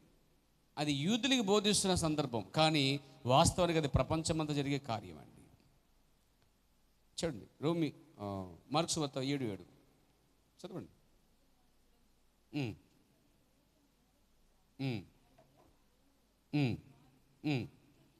అంటే ఇప్పుడు ఆరాధించే విధానంలో కూడా ఏమంటే మానవులు కల్పించిన పద్ధతులతోనే ఆరాధన జరుగుతుందని చెప్పగలిగాడు. అది యూదుల మధ్య కాదు, ఆ బోధ యూదులకి కాదు, యూదులు చెప్తున్న బోధ ఇది అంజులు కూడా వర్తిస్తున్న కార్యం అండి. నాతో ఉన్నారా? దేవునికి స్తోత్రం కలిగాక. అంటే మానవులు కల్పించిన పద్ధతులు ద్వారా వాళ్ళు ఏం చేస్తారు? ఆరాధిస్తున్నారు. ఆ ఆరాధన దేవుడు ఏమన్నాడు? వ్యర్థమైన ఆరాధన అన్నాడు. ఈరోజు మానవులు కల్పించిన ఆరాధన చాలా ఉన్నాయి, తెలిస్తే మీకు. కొన్ని చోట్లయితే ఇదిగో నేను ఇక్కడే ఉంటాను చచ్చిపోయేదాకా సంఘంలో అని కొవ్వొత్తు మీద ప్రమాణం చేసే సంఘాలు ఉన్నాయండి. ఏ సంఘం అంటే చెప్పమంటారా? మీకు ఆ విషయం తెలియదు కదా పాపం. ఏమండి, విశ్వాస ప్రమాణం పెట్టుకునే సంఘాలు ఉన్నాయి. ఆరాధన చేయడానికి విశ్వాస ప్రమాణం సంబంధం లేదు అసలు. ఆరాధన చేయడానికి కోర్టుల ప్రమాణం లేదు అసలే. అంటే ఎన్ని సంఘాలు వాటి శాఖల చేత కట్టబడి తెలుసండి. ఈరోజు వాళ్ళు బోధల చేత కట్టబడ్డాయండి. కొన్ని సంఘాలు అయితే సంగీతం అక్కర్లేదు సంఘానికి, సంగీతం లేని సంఘాలు ఉన్నాయి. తెలుసా మీకు ఆ విషయం? ఎవరు తెలుసా మీకు? చెప్పంటారా? వాళ్ళు ఎక్కువ సంగీతాలపైన ఆధారపడరు. No, never. అంటే ఏంటి సార్? లోకంలో చాలా సంఘాలు వాటి సిద్ధాంతాలు ఉన్నాయి. యూదులు వారి మధ్య జరుగుతున్న కార్యాలే అనుకుంటున్నాం, కానీ యేసుప్రభు చెప్పినప్పుడు మానవులు కల్పించిన పద్ధతులతో ఆరాధన జరుగుతున్నాయండి. ఈరోజు ఆరాధన చేయడానికి పెద్ద కొయ్యిర అవసరం లేదండి, ఒక డ్రెస్ కోడ్ అవసరంలే. కానీ ఈరోజు ప్రపంచమంతా ఆరాధించడానికి ఎక్కడో చోట పెద్ద వేదిక మీద, నగరంలో పెద్ద సేవకుడు వస్తారంటే పెద్ద ఇదేంటిది ఊరంతా స్టేజ్ చేసి వీళ్ళకి ఒకే డ్రెస్ చేసి డ్రెస్ కోడ్తో ఆరాధించే విధానము అసలు ఎక్కడ మీరు బైబిల్ చూడండి. ఆత్మతోనూ సత్యముతో తప్ప తెల్ల డ్రెస్తోను తెల్ల బట్టలతోనూ ఏమండి ఒక గుర్తుతోనూ నో ఇవన్నీ మనుషులు పెట్టుకున్న కార్యాలు. ఈరోజు పెద్ద పెద్ద సంఘాలు జరిగే కార్యాలు చేశారండి. వారందరికీ ఒక ప్రత్యేక డ్రెస్ కోడ్ అన్నమాట, అంటే వాళ్ళు ఆరాధించాలని చెప్పేసి. కానీ అలా లేదు బైబిల్ ఎప్పుడు కూడా. టోటల్గా ఎలా ఉందంటే బైబిల్లో దేవుడు ఆత్మ కనుక ఆరాధించేవారు ఆత్మతోనూ సత్యం. ఒక ప్రత్యేక డ్రెస్తో కోడుతోటి ఆరాధించే కొయ్యరు అనేది మనకు బైబిల్ ఎక్కడ కనిపించింది, చూపించడానికి కావాలండి మీరు కూడా. సో ఇప్పుడు మన సబ్జెక్ట్ అది కాదు. చాలా కార్యాలు ఉన్నాయి, అంటే కలపబడ్డాయి. అంటే దైవోపదేశములన్నీ బోధించుచున్న కాలంలో అంటే దేవుని వాక్యం సంబంధం లేకుండా ఎన్నో కార్యాలు చేసుకుని పోతున్నారు. ప్రభు చెప్పాడు అక్కడ. మళ్ళీ తర్వాత చూడండి 7:8 కూడా ఉంది. 8 చూడండి, మీరు దేవుని ఆజ్ఞను విడిచిపెట్టి మనుషుల ఆచారమును గైగొనుచున్నారు. మీ ఆచార్యమును గైగొనుటకు దేవుని ఆజ్ఞను బొత్తుగా నిరాకరించుదురు. 13కి వచ్చేయండి. 13 మళ్ళా 13 ఏమో చూడండి, మీరు నియమించిన అంటే కొంతమంది సంఘాలలో సొంతంగా వాక్య సంబంధం లేకుండా ఆరాధన కార్యక్రమాలు ఎన్నెన్నో కార్యాలు వారే నియమించేశారండి.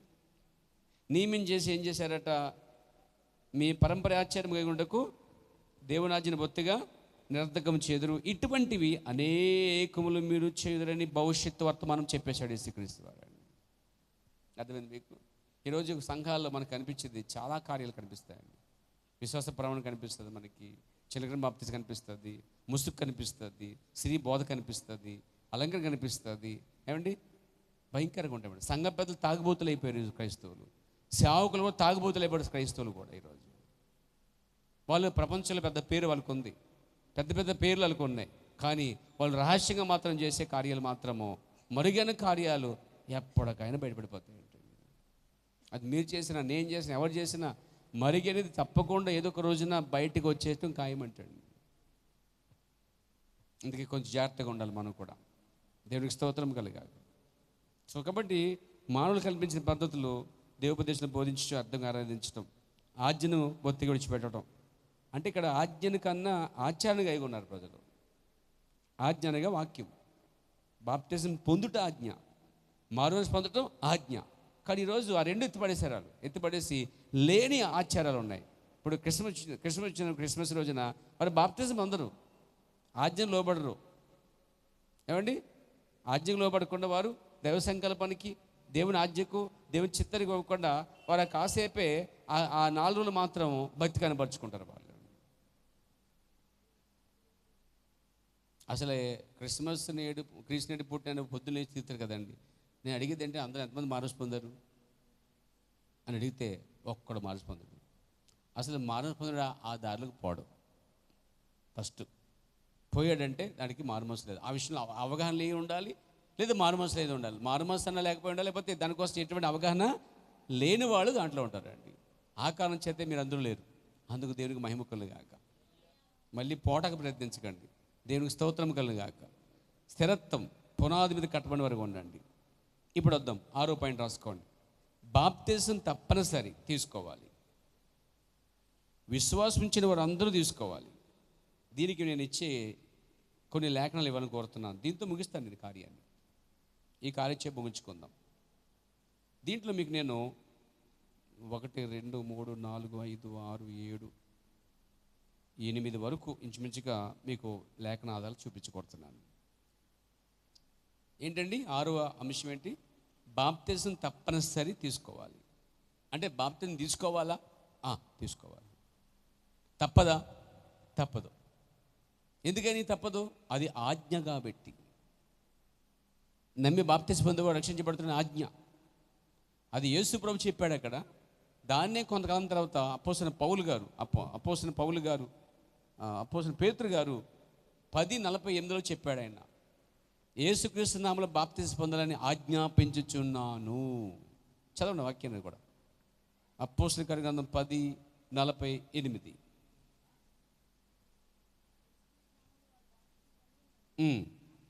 ఇప్పుడు ఆజ్ఞ ఏంటి? ఇష్టం లేకపోయినా, కష్టమైనా, ఏడిచైనా పొందేయాలి, తప్పదిగా. హలో, నాతో ఉన్నారా? ఇష్టమన్నా, కష్టమైనా, నీకు ఇష్టం లేకపోయినా నువ్వు ఖచ్చితంగా పొందేయాలి.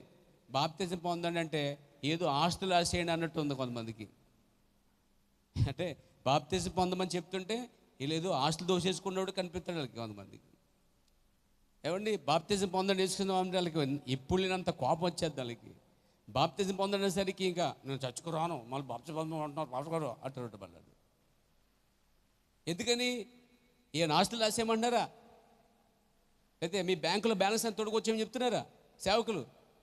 నమ్మి బాప్తిజం పొందేవాడు రక్షించు. మన ఎక్కడో ఆ బాప్తిజం ఎత్తో లాస్ట్లో అంతే స్టేజ్ దిగిపోయి పాస్ట్గా బయటికి వెళ్ళిపోయాడు. ఎవరిది? దారవారం. దారమే లేదు దానికి అసలే. అలాంటి పరిస్థితుల్లో జనాలు వా అంటారండి, వా అంటారట. ప్రవచించినప్పుడు, స్వస్థపరచమన్నప్పుడు వా అంటారట. కానీ బాప్తిసం కోసం వాక్యం ఎత్తినాడు మాత్రం వరే అంటారంట. అక్కడి నుంచి వాళ్ళు అక్కడ రెస్పెక్ట్ తగ్గిపోద్దండి.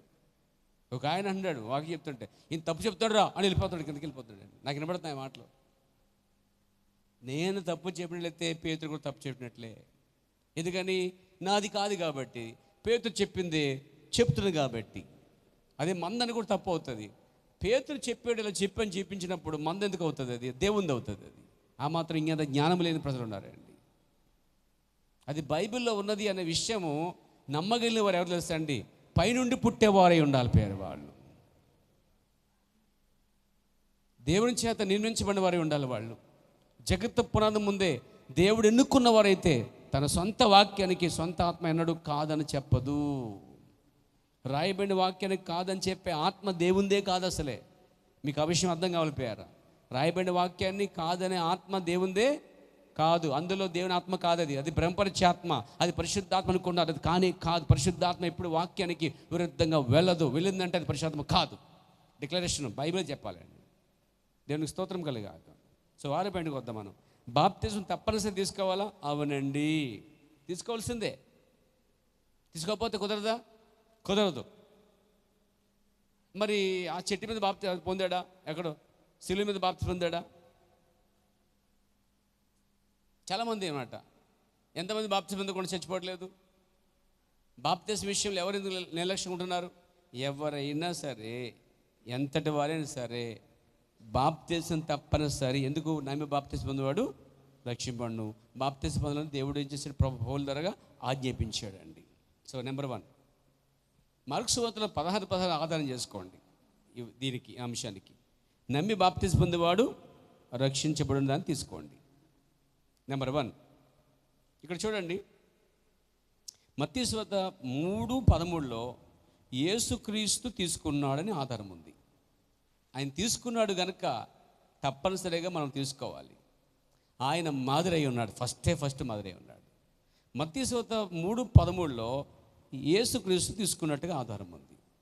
అపోస్తలుల కార్యం 2:41లో 3,000 మంది తీసుకున్నట్టుగా ఆధారం ఉంది. ఇక్కడ తీసుకున్నారా లేదా అనే దానికి ఆధారము. తప్పనిసరిగా తీసుకోవాలా? అవును, తీసుకోవాల్సిందే. సాక్షాత్తము దేవుడే మానవుడే వచ్చి యేసుక్రీస్తు రూపంలో ఉన్నప్పుడు ఆయన పొందాడు. చూసారా? ఏ మనిషి అయినా పొందవలసిందే అండి. ఏ మహామనిషి అయినా సరే, మహారుషులైనా సరే, భూమి మీద ఎంత మంచి ఋషులైనా, వేదాలైనా, పండితులైనా, పంతులైనా, ఏమంటే ఋషులైనా, ఎవరైనా కావచ్చు, వాళ్ళు ఖచ్చితంగా ఎంత పరిశుద్ధంగా జీవించవచ్చు. కానీ యేసు కంటే అంత పరిశుద్ధంగా అయితే ఎవరు లేరు. నాలో పాపం ఉందని ఎవరు స్థాపించగలని చెప్పగల ఛాలెంజ్ ఆయనకే ఉంది, మిగతా ఏ మానవుడికి లేదు భూమి మీద పేర. ఎందుకంటే ప్రతి మానవుడు పుట్టిన పుట్టిక దారి వేరు, ఆయన పుట్టిక వేరుగా ఉంది కాబట్టి ఆయన పరిశుద్ధుడై ఉన్నాడు.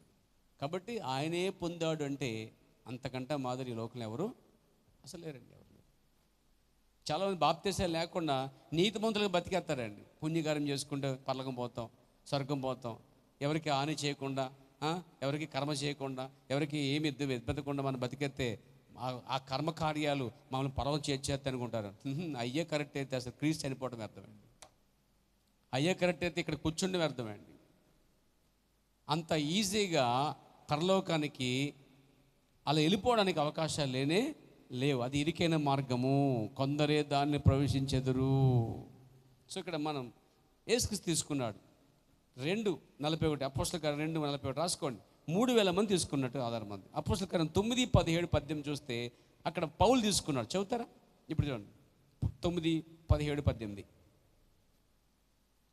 మీకు తెలిసిన లేఖనాలు కాకుండా తెలియని లేఖనాలు మాత్రం చేసి చదువుతాం. అపోస్తల కార్య గ్రంథం 9:17-18.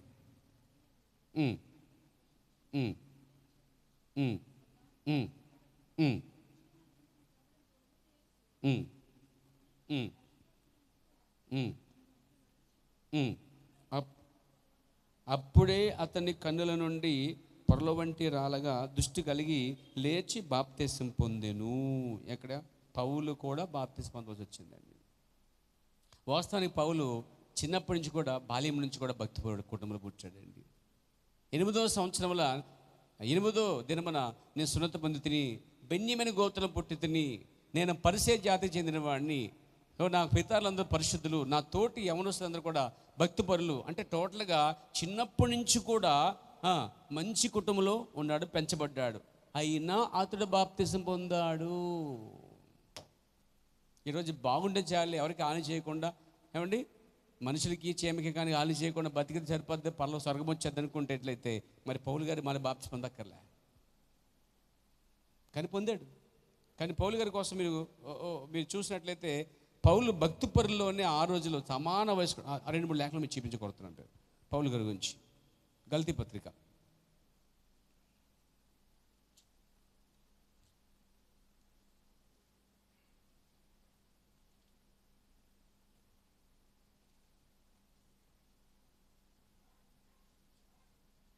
పౌలు గారు కొన్ని కార్యాలు చెప్తా ఉన్నాడు.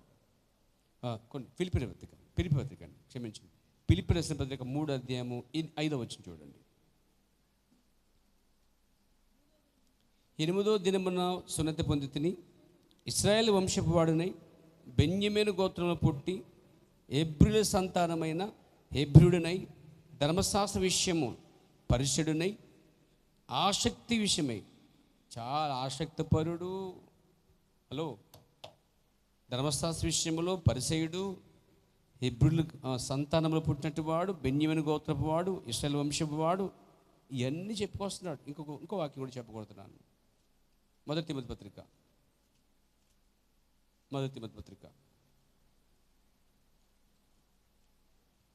1:12 పూర్వము దోషకుడును, చూడండి, హింసకుడును, హానికరుడును,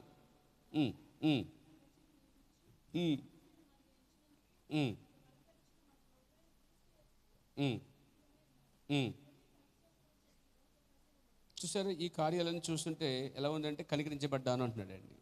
తెలియజేశాను నేను అంటే భక్తి విషయంలో చాలా రోషం గలవాడు కూడా. అప్పటికే యెహోవా దేవుడు తమకు దేవుడు లేడని యెరూషలేము మందిరంలో సేవ చేసేటువంటి వాళ్ళు ఒకడుగాను, సున్నతి పొందిన వాడు ఒకడుగాను. అంటే అతను చూస్తుంటే ఎంత ఎంత బలంగా ఉన్నాడంటే అతను సమాన వయస్కులు కూడా అంతమంది లేరంటండి. అలా అంత గట్టిగా బలంగా ఉన్నాడు. దేవునికి స్తోత్రం కలుగాక. కాబట్టి ఇవన్నీ చూసినప్పుడు మనకి ఏమర్థమవుతుందంటే పౌలు గారు చాలా రోషం గలవాడు, చాలా పరిశుద్ధుడు. అంటే నీతిమంతుడి మార్గంలో పుట్టాడు, పుట్టుకతోనే సున్నతి పొందాడు, పుట్టుకతోనే పరిశుద్ధుడిగా ఉన్నాడు, పుట్టుకతోనే బెన్యమీను గోత్రంలో ఇక్కడ మంచిగా ఉన్నాడు అన్నమాట. అతను సాక్ష్యం బాగుంది. ఆయన పరలోకానికి చేర్చుకునే అవకాశం. అందుకే తప్పకుండా బాప్తిసం తీసుకోవాల్సి వచ్చింది. తీసుకోవాలి, తప్పదు. 1, 2, 3 ఇచ్చాను. 4వది అపోస్తల కార్యం 8:12 సమరయలో పురుషులు స్త్రీలు బాప్తిసం పొందిరి. బాప్తిసం తప్పనిసరి తీసుకోవాలి. విశ్వసించిన వారు అందరూ కూడా తీసుకోవాల్సిందే. అందుకే మనకి కొర్నేలు కూడా విశ్వసించినట్టు చూస్తాం మనం. తప్పనిసరి తీసుకోవాలా? అవును. అపోస్తల కార్యం గ్రంథం చూడండి 8 చూడండి, 39 చూడండి,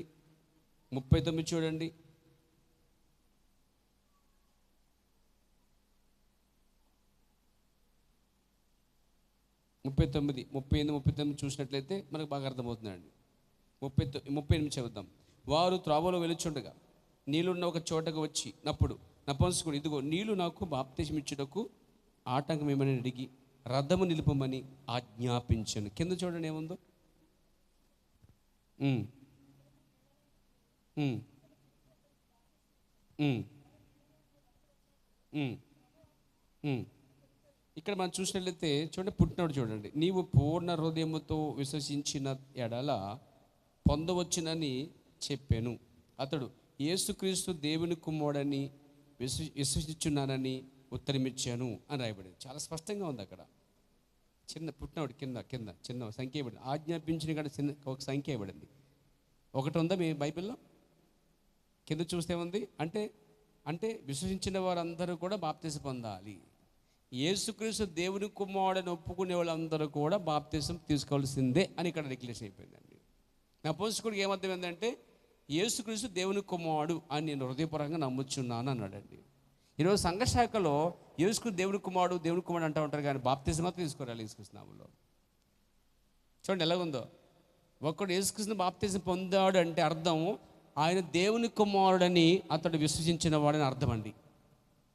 ఈరోజు సంఘశాఖలో దేవుని కుమారుడు అంటున్నారు. ఆయన్ని అంటున్నారు తప్ప దాని రుజువు తెలుసా అండి? ఒక వ్యక్తి దేవుని కుమారుడని తన హృదయంలో విశ్వసించాలి అంటే దాని గుర్తే ప్రభు యేసుక్రీస్తుని బాప్తిసం పొందుట.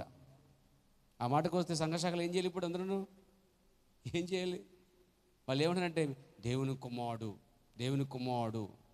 కుమారుడు అంటున్నారు తప్ప నోటితోటి. వాళ్ళు అసలే విశ్వసించిన వారైతే ఆ దేవుని కుమారుడు నామంలోనే వారు బాప్తిసం పొందాలి అసలే. కానీ పైపెచ్చుకు వాళ్ళు దేవుని కుమారుడు అంటున్నారు తప్ప సంఘాలన్నీ, కానీ బాప్తిసం విషయంలో మాత్రము వాళ్ళు అందులో లేరండి. కాబట్టి హృదయపూర్వకముగా వారు దేవుని కుమారుని కలిగి లేరు, ఒక ముసుగులో ఉన్నారు అనే విషయాన్ని మీకు తేటగా తెలియజేస్తా ఉన్నాను. కాబట్టి నపుంసకుడు కూడా తప్పనిసరి కాబట్టి అర్థమైంది కాబట్టి అతనికి అసలు వాస్తవానికి అతను గాజా నుండి యెరూషలేము మందులోకి వెళ్తున్నాడు. ప్రతిసారి ఏటా వెళ్తా ఉన్నాడు. ప్రతి సంవత్సరం మంచి భక్తివాడు కూడా, దేవుని పట్ల భయభక్తులు గలవాడు.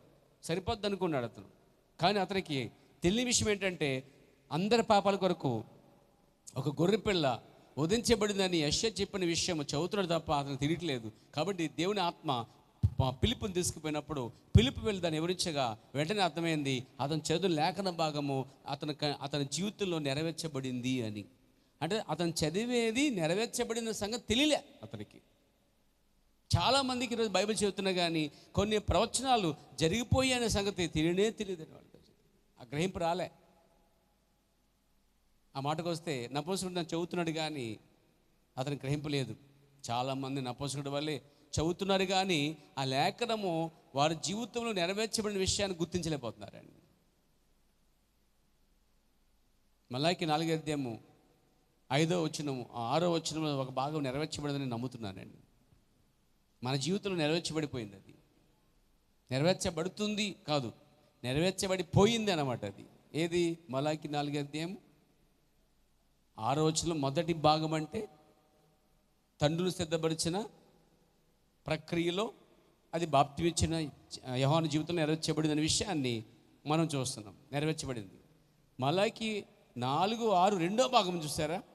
పిల్లల హృదయాలు తల్లి తిప్పడం, అది కూడా నెరవేర్చబడిపోయింది. రెండు నెరవేర్చబడిపోయి అనే విషయాన్ని రెండింటి మధ్య 2000 సంవత్సరాల గ్యాప్ ఉందండి. అది క్రీస్తుకు మునుపు ఒక భాగం అయితే యోహానుది, క్రీస్తు మొదటి రాకడ మునుపు అయితే ఇది క్రీస్తు రెండో రాకడ ముందుగా రెండో భాగము ముందుకెళ్ళిందనమాట అండి. ఇది నెరవేర్చబడిపోయిందండి. కానీ సంఘశాఖలు ఇంక ఎదురు చూస్తున్న సంగతి తెలుసా మీకు? ఇంకా వాళ్ళు మలాకి 4వ అధ్యాయం చదువుతూ ఏలియా వస్తాడు అనుకుంటున్నారండి. వాళ్ళు ఏలియా వచ్చి వెళ్ళిపోయాడని యోహాను కాలంలో ఎంతమందికి అయితే తెలియదో, క్రీస్తు చెప్పేవారికి అర్థం కాలేదో, ఈరోజు క్రీస్తు పరిశుద్ధాత్మ చెప్పేదా కూడా చాలామందికి అర్థం కావట్లే. అదే మళ్ళీ జరుగుతుంది, రిపీట్ అగైన్. కానీ మనకు ఆ ప్రత్యక్షతున్నది, మనకు ఆ బయలుపట్టు ఉన్నది. దేవుడు మహాకృప చేత ఉచితమైన ప్రేమ చేత మనకు అనుగ్రహించాడు. ప్రభు నన్ను మహిమకొలుగాక. సో నపుంసకుడు దాన్ని గ్రహించగలిగాడు. అంటే నేను ఎంత భక్తి చేస్తున్నా, ఎంత భయభక్తులు కలిగి ఉన్నా, ప్రతి సంవత్సరం వెళ్ళి ఏటా ఆరాధన చేసి వచ్చినా కానీ ఇది నాకు సరిపోదు. ఇదేదో నువ్వు చెప్పావు, నాకు అర్థమైంది.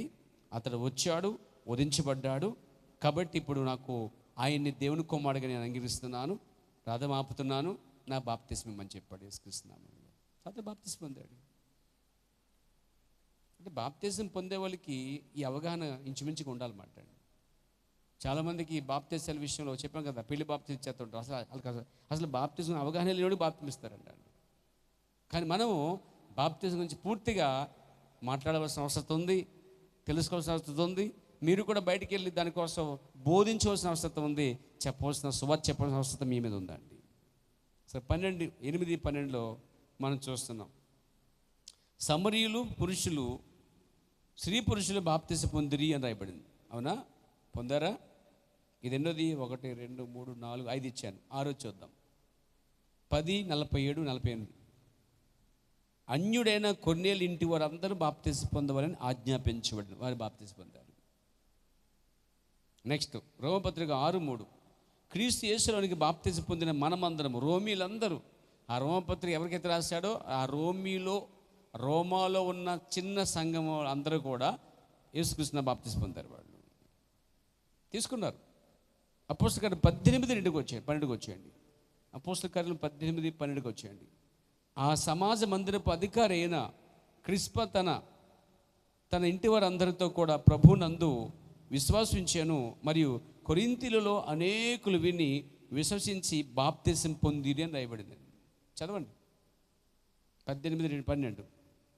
అపోస్తల కార్యం 18:12 చదవాలి తొందరగా.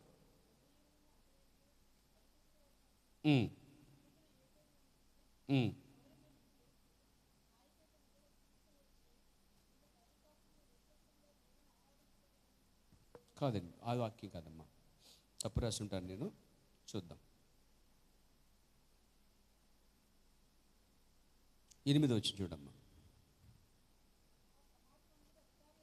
8 వచ్చి 12 కాదండి, 18:12 కాదు, 18:8 వచ్చినామండి. చదవమ్మా.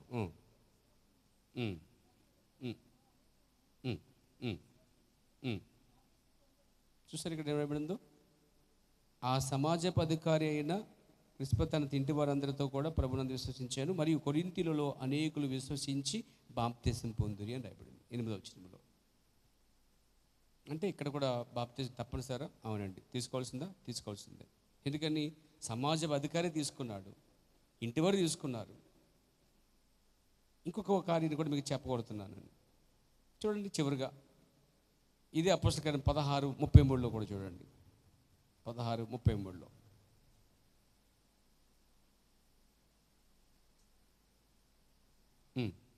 రాత్రి ఆ గడియలోనే అతడు వారిని తీసుకుని వచ్చి వారి గాయములు కడిగెను, వెంటనే అతడును అతని ఇంటి వారందరూ బాప్తిసం పొందిరి అని రాయబడింది. చూసారండి ఎంత స్పష్టంగా ఉందో? ఆ బాప్తిసం పొందడానికి ముందు కింద రాయబడి చూడండి, అతడు వారి ఇంటి వారిని తొడుకుని వచ్చి భోజనం పెట్టి దేవుని యందు విశ్వసించిన వాడి తన ఇంటి వారందరితో కూడా ఆనందించును అని ఉంది.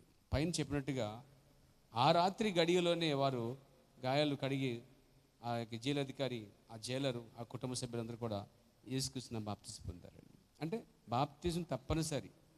ఎందుకంటే వీళ్ళంతా తీసుకున్నారు, అన్ని రకాల వారు. అంటే అక్కడ కొర్నేలు వారు అన్యులు పొందారు, అట్లా తీసుకోవాల్సిందే.